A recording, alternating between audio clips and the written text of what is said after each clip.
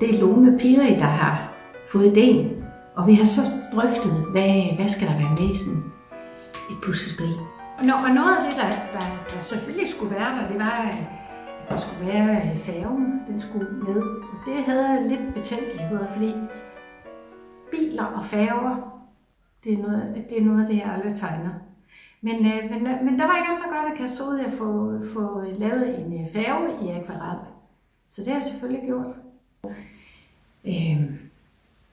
Hernede, der kender alle Geden Mette. Hun er desværre død, men hun er jo meget velkendt skikkelse hernede hos os. Og med Geden Mette, hun gik rundt og niflede i alle haver, og nogle gange stod hun hen med bussen, og nogle gange gik hun i brusen. Så hun lidt efter en godbid.